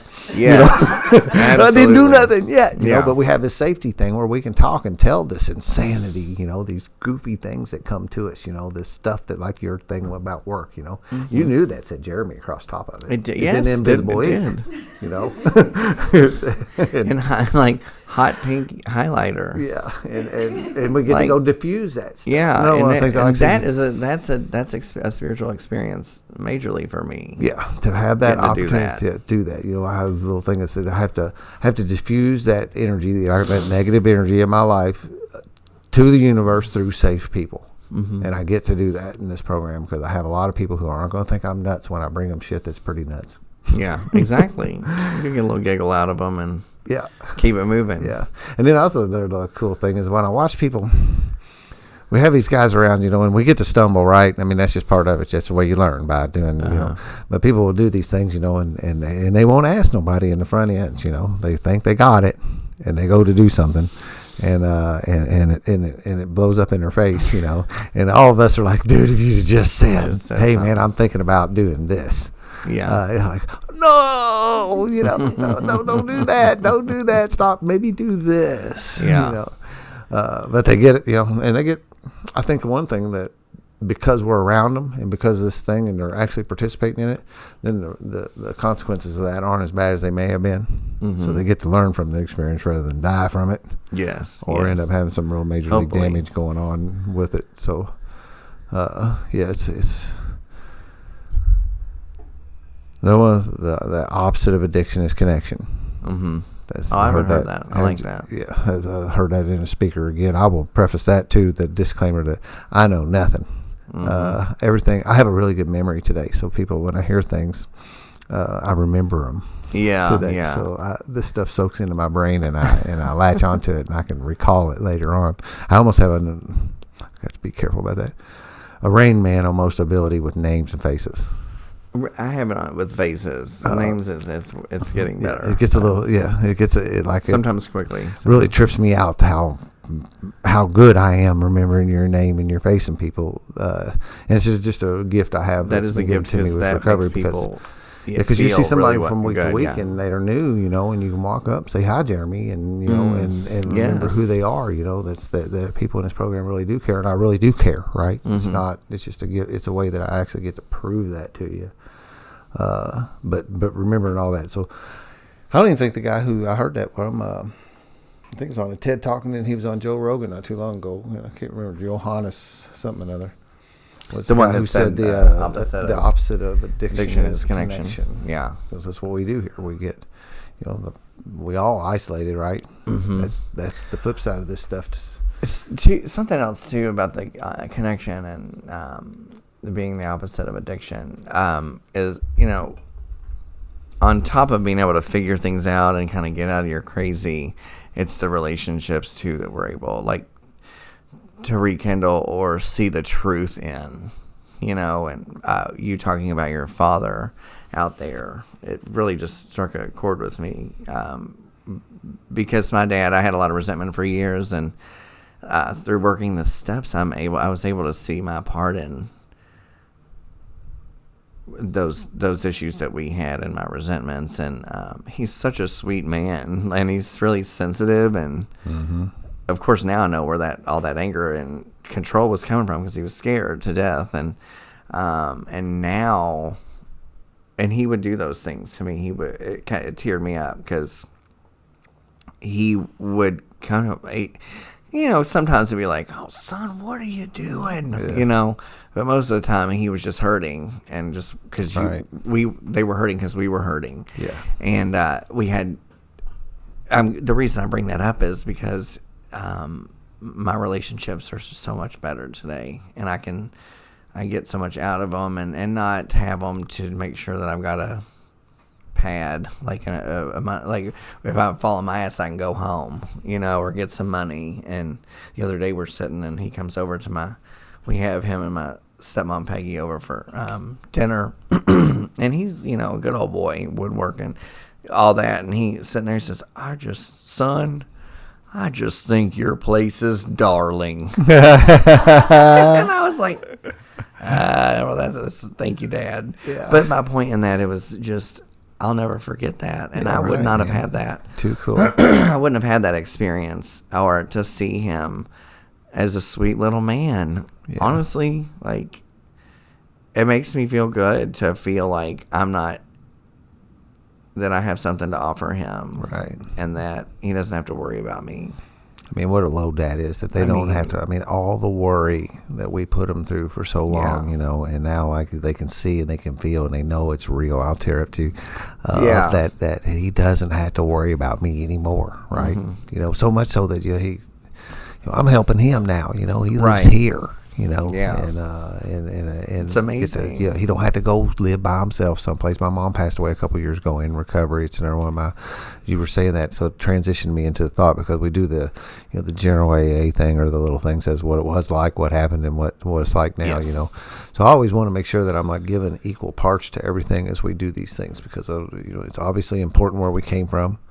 And those first drinks, and I think it's really important, because what I get to hear here, and this is one of the gifts that I get by sitting on this side of the microphone, and I can't really lock in with people at a speaker meeting or some other things the way that I can when I'm sitting here looking into your fucking eyes, right? Right. There's a difference between that. So everybody has the same thing before they ever take a drink. They knew it. And after a little while, that wasn't really what it was. It looks like that. And when you're stuck drinking, it feels like that's the problem, right? Yes. Yeah. Then we have our deal, whatever. It's our crescendo, our bottom, whatever brings us down, that makes us actually turn the corner. But the other thing that like is almost a cliche in the meetings is, it takes 40 minutes for a guy to get sober, and he can't get, like, Dad's coming. I don't know if he realizes he might look in the window, or he may come in and visit. Who knows what happened? I'm not too worried about it, to be honest with you. This is one thing I wanted to keep. His podcast is real and not sterile. Yes. Because I want it to be real. We're real dudes, right? Yeah, we're real absolutely. people, and then I don't want it to sound like it's a something that's like, I don't want to overly produce it. I don't want to edit. Edit sucks, man, to have to come in here and do some things. One time there was acorns falling. They were hitting the roof, and it drove me nuts that they were falling out of that big tree up there. And I'm here trying to clip out the acorns. What, he wants to go someplace, don't he? And the car's behind him. Is that yours? Will you move it so we can get out? So that's like a new thing on the podcast too, is that here we got to move a vehicle so my dad, who we were just talking about, can go do what he needs to do. I try to do a little text when you come over and say, don't block that right side of the driveway, because my dad might want to go someplace. Oh, and I chose the street, because I always have an exit. Right, yeah. So a lot of people that come over here do that. Drinking, if I'm going somewhere where people are drinking, sure, it's that started there. Yeah. Like, I have an escape. Yeah. And then now I just kind of, where's going to be the easiest to leave? Yeah. The one side of it is always, I want people like to park in my driveway, because you can probably put 6 cars in it or something if you need to, but people end up getting blocked and blah blah blah, and then we end up, it's a dead end street, so it ends up getting kind of clogged up. And so where I was going was that.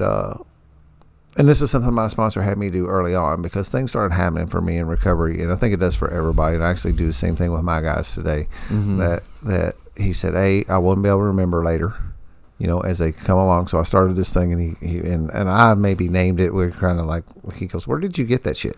But a miracle list. I started a miracle list of the things that happened to me that touched me in my life because of a result of my recovery. Because if I don't make those notes and keep track of that stuff, I lose it. You know, I can't remember. Yeah. And do you need something? I want it. Do you have a pen?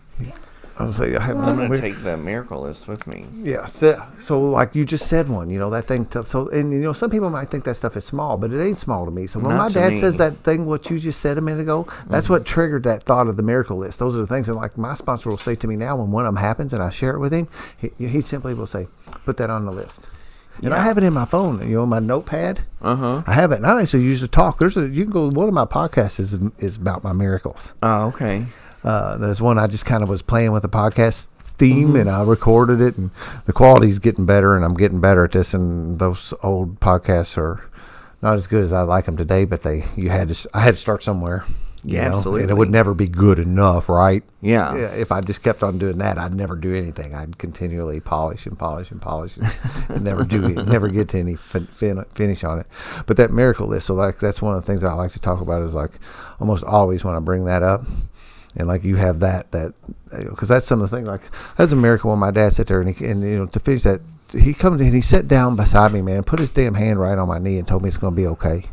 He said, come on and let's hit a shower, hit the sack. We'll deal with this tomorrow. It's going to be okay. Yeah. You know, and I just like committed a Class B burglary felony. You know, I didn't know it at the time when I'm sitting there, but I knew I was in trouble. Yeah. But I didn't know how bad because later that event had me stand in front of a judge down here and told me that I was going to go to prison for 6 to 20 years. Okay. And Yikes. yeah, from stealing pain pills. And that's what happened. That was basically my bottom. Now that was 6 months before my current sobriety date. Okay. Because I was going to court and I continued to drink. Yeah. I didn't tell anybody I was playing sober. Right. That's right. But that gets beyond those miracles. And documenting them was very important to me because now I got a big old list of them. You know, this podcast is one. Yes. I mean, who'd have thought I was going to get to do this? You know. Yeah. Yes. Well, right. And in May, I do this men's retreat. I got this place out in the country. And again, I won't preface this with this ain't me. Dan is not capable of doing all this. The power that does this is what does this. In May, I will host my 6th men's recovery retreat down at my place in the country. And who the fuck gets to do that? I'm 40 years sober. I'm going to be doing the 6th one of these things, man. So there'll be 25, 30 guys come down and we camp, we eat. I got a nice log cabin down there. Actually got a couple cabins down there. I'll get to have all that too. It's more the miracles and stuff. But and we swim and we fool around, kick around 4-wheelers and nice. And it's a blast. You can come if you want to. Awesome. So I get to do these things, these miracles that pile up. So that's where I want to go. I want to make sure that we spend some time because I know you have some. I know you got, everybody does that comes in here ends up with these things that, and I think one of the problems is, I guess it's not a problem, but one of the things I see is that we discount this stuff. You know, and I was talking to Robin's dad, you know, and he was telling me some magnificent story. He's been sober for a long time. It's never a cool thing, you know, that hell, I should put that on the damn list. Is that sitting there talking to him and he's sharing something with me that like is pretty much blowing my mind, right? And it's just normal. He's just talking, just like, you know, well, you know, this wasn't the story, but you know, well, Superman flew down and he landed in my backyard and he walked over and he asked me if I wanted this big pot of gold. And I said, sure. And he got up and he took over and he brought this pot of gold and set it down. He left. And then, well, did I tell you about, you know, he moves on to something else. And you're going, that's like, hold on, stop.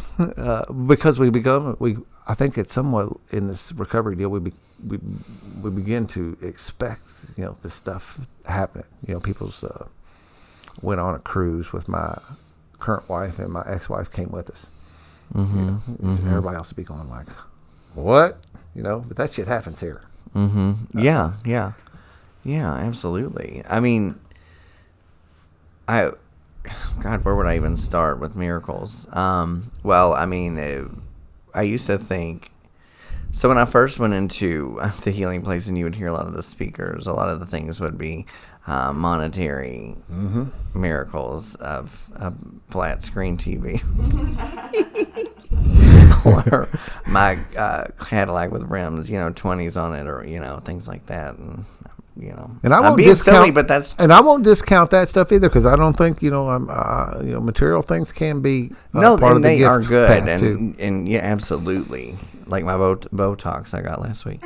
But no, one of the main, so what is in my growth, I've realized what I find as miracles are different. Now, I love being able to buy what I want or have that financial insecurity removed from me. Mm-hmm. But a bigger thing for me is that I have these like aha moments all the time with. So recently, I've taken over finances for my aunt, my great aunt, who is one of us, and has kind of stumbled into alcoholic dementia, early alcoholic dementia, and so I've had to be the one to. I'm the one that this is a miracle. I'm the one that has the mental capability to take on what needs to be done. Man, that's exactly right. And I would say get to. I get to. Right, I get to. Well, and it's you're right. I mean, I was like, really, I really didn't want to, but now having done it and seeing where she is and how appreciative and how now like it makes me feel better. It makes me feel good because I know she feels okay, and I can honestly give my mom a rest and. She doesn't have to do all the things. And so those kinds of things are miracles for me. I mean, I have several every day. I feel like that's the remaining teachable. It's also being open to seeing those miracles. When driving here and seeing, to me, it's a miracle that I'm not going the opposite way down McDonald. Right. For me, it's a miracle being able to process a situation instead of being reactive to it. Respond to things. Having a normal relationship and well, it is a normal. But I mean, I have to work at that. You know, but it's a miracle that I'm sitting here. That for me, even a miracle that I can see miracles in my life. Yeah. That's a cool one. Just to be aware of the miracles that are happening around you, because the fact is that there were miracles happening around me before, right? Oh yeah, but couldn't totally see blocked them. off. Yeah, totally blocked off from the sunlight. And when people would say all that stuff, I'd be like, oh God, are you fucking kidding me? Yeah. Or when people would share, it's a miracle that the obsession has been removed. Because my sponsor just asked me today, has the obsession been removed from you? In other words, she did. But I said, yes, absolutely. Yep. It may be like fleeting, but it's it's a miracle that my dog just had surgery and I have 20 tramadol, which is nothing. But honey, when you've been sober for 4 years and you swallow all those I would swallow them just to have some relief. I don't think about that now. Like, my boyfriend and I joke about it. Yep. Don't take those pills. I'm checking on you. But the fact is, we don't want that because it's a miracle we're content with where we're at, and that is not us. That's doing the next right thing and taking suggestions and just being honest. Yeah. As far as like other miracle, taking care of my animal, that was one thing too. It was a miracle that I waited until I knew, like, I really was honest with myself on whether or not I would take care of my animal. Because my last two, I shared earlier about my dog. Because he knew he'd been through it. Like, he'd been through all my shit, they don't have Doggy Allen on. Oh my God, they don't. Now they're both dead. But, they're in a better place and they had a good life. Yeah. But it's a miracle that I was selfless enough for a minute to be like, okay, do you want to take care of this dog? Do you want to walk down steps every night when he has to piss? Are you going to sling him across the floor when he pees in the floor? Things like that, because that's things I would do. Yeah. Because you're putting me out. You're getting on my nerves. Yeah. And now it's like, it's a miracle that I have that dog, and he's my little baby. And I get to take care of him. I get to. Yeah. I don't know. I mean, I spend a lot of time thinking, wow, This is awesome.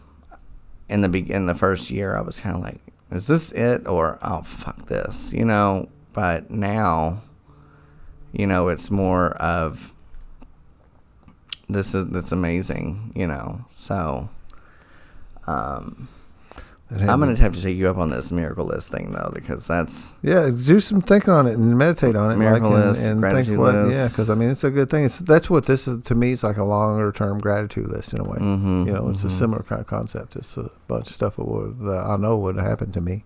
Yeah. Had I not been in recovery. I got sponsee calling. I got to do not disturb on. And I know when it starts ringing like that means he's hit it back to back, but I think I know what he's doing. So he also knows I'm doing this. So is his ass on fire? No, I guess I could just say he's doing a very volatile, important to him amends today. Oh, that's important. Yeah. And so I don't know. I'm sure it was going to be later because he's telling me that he's going to try to schedule it for about 7 tonight. So, but he's a fun. He wanted to get in there and get it going. This will be a first too. Hang on. Hey man, is it really important? All right, that is awesome, brother. Okay, I'm in the middle of this is actually in the podcast, man. Don't worry about it, man. It's perfect. Things work out. You know me. Things work out exactly the way they're supposed to work out today, man. Well, cool. We'll all be praying for you. Call me and let me know. Do you got any questions? Okay, cool. Call me after. All right, bye. That's fun. So that's Everything another okay? get to, Yeah, everything's good. Good. And I just guess I can just speak freely on it. One of the things is when a guy goes in to get ready to do his amends, I want him to call me because I want to know that. So, like, I'll send some juice to him, man. I'm going to do a little prayer here and say, send some stuff through the universe to support this guy, and we do that. And then when he gets done, he's got to call me back immediately because he's going to share the juice with me about how cool it was. Or if it does go bad, man, get with me quickly so that we can get that Band-Aid on there really fast. Yeah, But that hardly, I never have really had to deal with one go bad. I don't know that I've ever heard of. Well, I'm sure it has. Yeah, I'm sure they do, but I've had some iffy ones, nothing too bad, and I've never had to deal with it. I never had a emergency on a sponsee side of things. I'm blessed with that too. It's another get to. I got a fantastic bunch of sponsees, and God just keeps on putting more of them in line, man. And it's a blast. I love it. I have them call between 4 and 6 usually. That my windows when I want, and I get a little bit flabbergasted at times when that just is just boom, boom, boom, boom, boom. Oh boom. wow! Sometimes I feel like I've spent 2 hours on the telephone. It's cool, way to man. I get to look do at that. it though. Have a window of time, and you get to look forward. Yeah, to because and if there's an emergency or something's going on, call me, text me anytime, right? And you can text me too, but you will call me. And then once they get down the pipe a little bit too, and it doesn't have to be an everyday thing anymore, But some guys choose to. I talk to my sponsor every day. Just and Sundays my is the only day I know. sponsor, she's like that too. It's I'm gonna need to talk to you. You're not just going to call me when your ass is on fire, which is what I've always done with others. Yeah, it's a rule for me. I have ground rules when I sponsor a guy, and that's one of them. You will call me every day, and you will call me in this window. Now, if this window don't work real well, we need to look at another window. I'm open to negotiation. But some of this is getting some, taking direction, right? Yes, get some discipline in my life. Can I do something every day at the same time, right? Right. And start doing something somebody else's way. Well, it's like when we get in the healing place and people talk about it being brainwashing, and I needed like, a brainwashing. I'm not brainwashed, need to be washed. Speaker tapes did that for me really well. Helped me wash that brain and change that thinking pattern by putting something else in there all the time. Reprogrammed, rewired some stuff. Another thing, my sponsor, that she has me do that we've obviously this week is give when I text her in the morning. And give her a goal, a short-term goal, a goal for that day that's a doable one, and something achievable. And then achievable, and then call her later and talk about it. No, journal about it, that's another thing. But I'm gonna do it. I don't like to journal, but I'm gonna do it because I want to stay sober. Yeah, and I want to be able to hopefully give it to someone else. I don't have any sponsees. right now, and but then to call and I think that's another miracle to be able to do that and actually follow through with it, or even here's a bigger thing, like remember it. Yeah. Right, so I think that's going to be a fun little, or it has been so far, and I've been able to do that. Yeah. So, that window of calling time is a little way that I got, that thing. We still have to do some self-care and some other things, and if I just just let them calls. I need to know. I'm also, I don't know, and it seems like another alcoholic trait. I'm not sure if it's just human or whatever. I need a little routine around my life, Oh, yes. So, I need to know that I expect these folks are going to call in this window. Flip side of that is, like, if it's at 9:30, I know something is up when the phone rings and that's going on. It's not just so that gives you a little I gotta shift gears. And another thing is, by the time the evening comes around, I'm usually out of energy, and I really do. I take this little role of this sponsor thing fairly seriously, and I want to make sure that I'm able to give a guy the energy that it deserves. I don't want to be feeling like I'm falling asleep on the telephone with it, dude. Yeah. Yeah. Like, what'd you say? I think that's great that you do that at that I got time. a sponsor that's taught me some stuff that it's a miracle list thing. Mm-hmm. The guy never sponsors anybody. It didn't look like. And I wanted him because I heard what he said. I wanted what he had, and because of the way he was sharing. And right, yeah. And we did a thing in my home group where we raise hands. Anybody's available. We believe in sponsorship is the key to this thing. And anybody willing to sponsor a guy, raise your hand. And I like that, man, because now I don't have to go up and worry about being rejected, right? Yes. So you raised your hand, there's a fair chance you're at least going to be open to sponsoring me, Right. This guy never did raise his hand. He never did, man. Never did. And I told you I was going to court all the time. Yeah. And I would drink. I would go to court and I would drink the rest of the day, man. I'd try to hit that sweet spot where you didn't have no leftovers by the end of the night, but you could get thoroughly smashed and just get rid of all the evidence. Yes. Playing that little game. Oh, yes. Everybody knows that game, right? They'd be pissed in the morning because you don't have any, but yes. Yeah. And for whatever reason, it never ever did occur to me like dump out the extra, right? Like, y'all agree with that too, yeah. So but anyway, I was doing that, and our meetings was on Tuesday, and my court date was on a Tuesday, and I didn't get smashed that day. I couldn't do the drown in that guilt, shame, and remorse all day long. And I walked in that meeting, and we do a little burning desires. Anybody got a burning desire? And that day I had one. Mm-hmm. And I let these guys in on the very first time I let them in, because otherwise I'm walking in there telling them I'm fine, I'm okay, I'm good, I'm good. I was a long way from freaking good, man. And I finally ended up telling these guys the circumstances of what I was done. I was sitting here going to court for this stuff, and I just poured it all out, and the group does what the group does, and they come around me and shared, and, if you're in prison, we'll come visit you, Yeah, you will not, But directly after that meeting, that guy that I've been chasing for a long, long time, and I'd already started looking to see who was going to be on the second string or who I'd pick because I am that special, right? I need that. A special sponsor. He walked up to me at the end of that meeting and said, "I'm going to sponsor you." Oh man, that's great. And I still remember walking out that church that night, knowing. And then, another thing I say is, as I further I get down the path, not only is my future becoming clearer, my past is coming clearer too. I can see some stuff back there that I couldn't see as well, And some of that gets mixed up, right? I think I knew it, but I really didn't at the time. But I did walk out of that building, and I still remember walking out of the back doors of those churches and looking up to the sky, whatever that, I don't have no idea what this higher power, and I don't know if it's really up there or not, but that feels good to me. Yeah, right. Me too. I look up. And I looked up knowing that, this guy coming into my life and sponsor, as he never, like I said, in my list it says a sponsor that never sponsors anybody. Yeah. Chose me.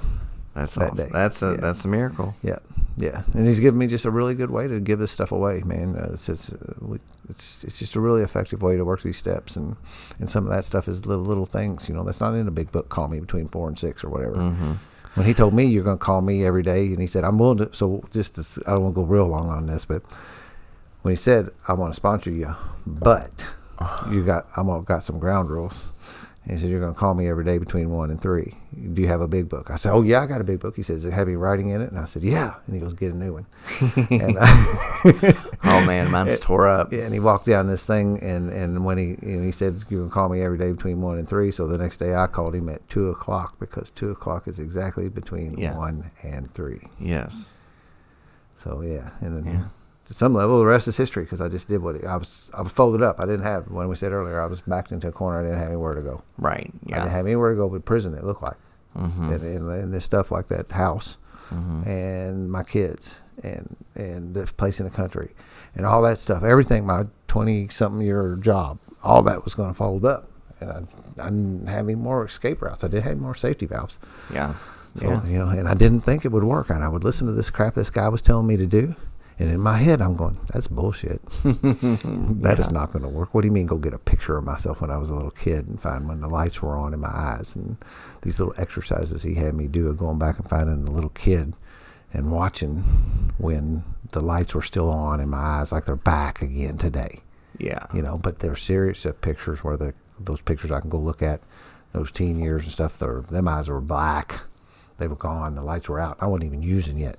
Mm-hmm. And the lights were out. And now I know what the event is. It really stepped on my spirit. You said something about, but what stepped on my spirit changed that. Oh, yes. Yeah. So he gave me those little exercises I call bullshit on, But I walked and did what he told me to Mm-hmm. do. And then the next thing you know, I started having these things happen, I was home incarceration for a year instead of going to prison. Yeah. A whole lot of different things. God, thank God. Yeah. Well, interesting. You're talking about going to the 12 steps with that gentleman. It's my sponsor. We were gonna go. She gave me this book that we're gonna go through the steps as Joe and Charlie see it. I guess. Yep. So that's something new. That should be interesting. Probably Joe and Charlie resurrected the steps from best I can tell from a little bit of student to this stuff too. That like people were kind of like not really doing the steps for a while, in a way. Oh, really? Not it kind of And Joe and Charlie's when they started doing those tapes and started bringing that back up, it actually resurrected. Some of that was actually directly. I think Burns Brady will say that in his talk. Mm-hmm. That they dropped that last name. My buddy Shane, which I won't say his last name, he'll get a joke out of that. We're using that almost as a funny thing. We'll just like greet each other by saying Burns Brady. Burns Brady, you also.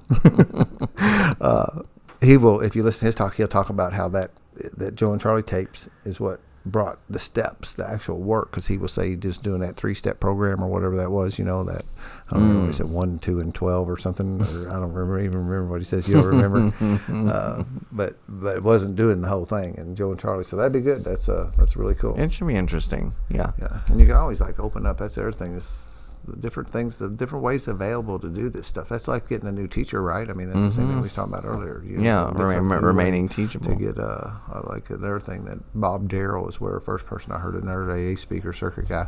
There, I did his last name, but he does it on tape, so I'll do it too. He says a set aside prayer.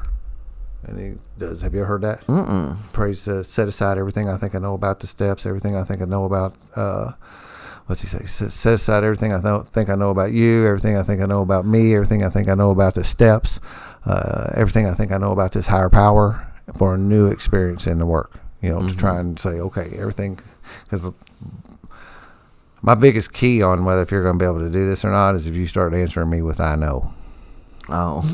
I know. Yeah, we need to get you to a spot of you don't know.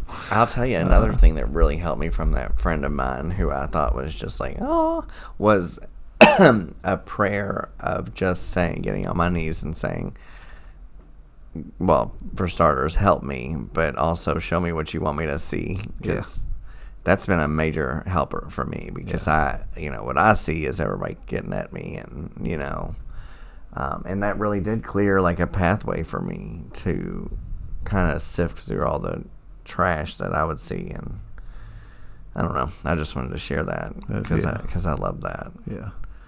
And it's kind of the set aside. It kind of runs parallel with the set aside, I feel like. Right. Yeah. And you don't want to do this. I say, let's say what we need to say. You guide us. Yeah. I don't know what we need to say here. You help us say what we need to say today. Real quick, and this is not really offset. Was it you that said, it wasn't you that's earlier in the meeting, it was shared how someone got up and shared how they prayed was they would wake up and say, I'm wrong. Was it you? No. Did you hear that shared today? That's so funny. That's another one. Yeah. Wake up and just saying, I'm wrong. Yeah, we was talking that. So another circuit speaker. Good morning, I'm Jeremy. I'm an alcoholic and I'm wrong. Yeah. Keith Lewis is another speaker, and he talks in his about his sponsor told him to go, and he says it real funny. He says something about like, go to the other girl and get some lipstick. He said, no, on second thought, go to the store and get some lipstick. Like, don't be messing with these girls in here. But it had him right on his bathroom mirror. Keith, you are wrong.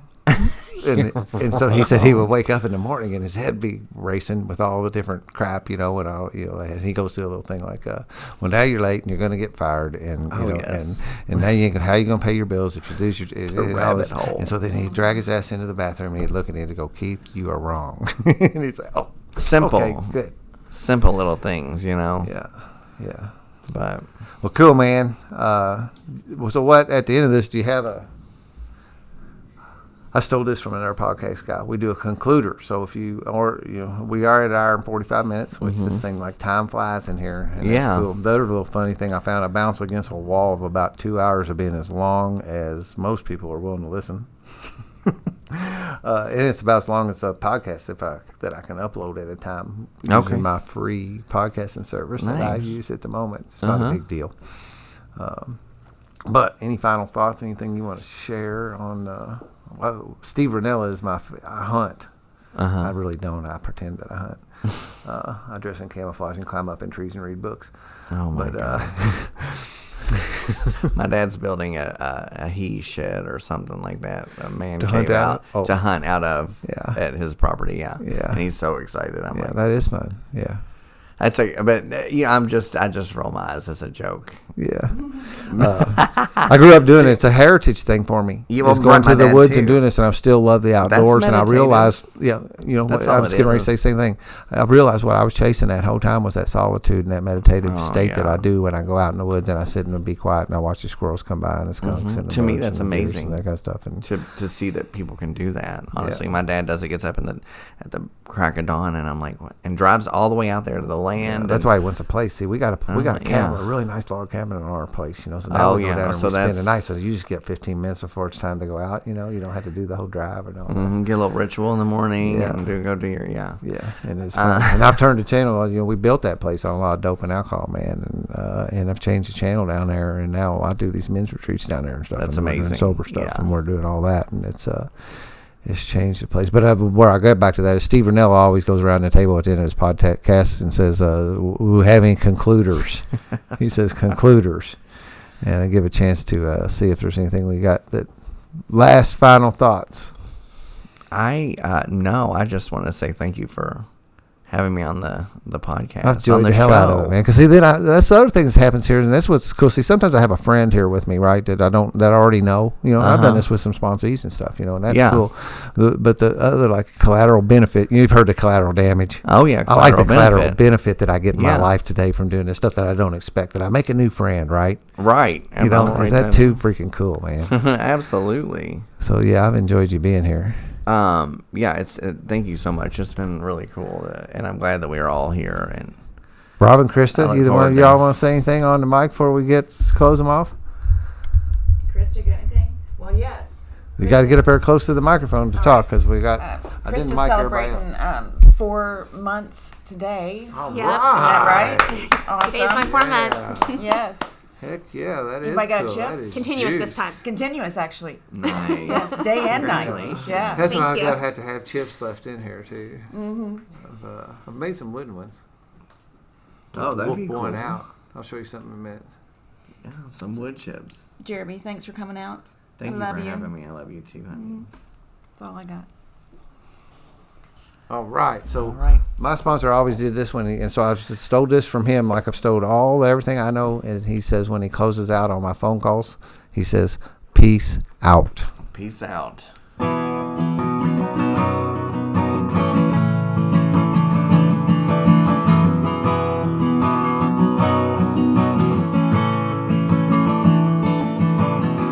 Always tried to be just who they wanted. Always tried to do everything they said. Only did the things they would approve of. You locked away all the dreams inside your head. Year after year you try to be a good girl. smile to point out when you were bad. Stuck to the program like a robot. Became a trophy for mom and dad. But inside you want more. Everything you've been waiting for. Looking for that open door. So every day when you're praying and your heart just keeps saying, let go and fly. Let go and fly. Spread your wings to the sky. Let go and fly.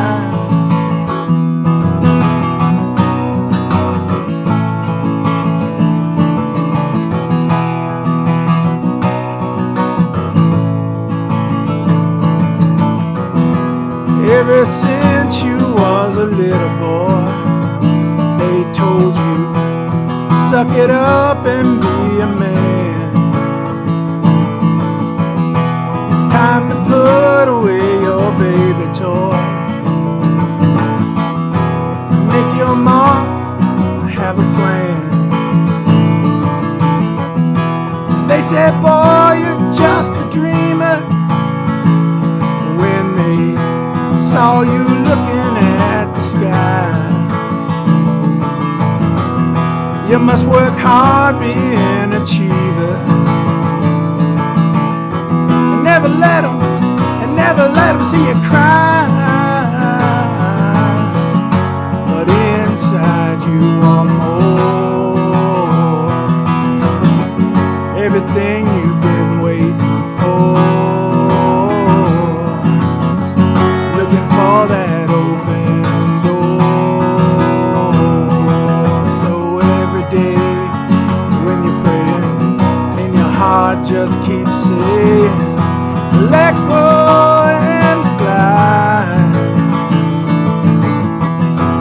Let go and fly. Spread your wings to the sky. Let go and fly. Let go and fly.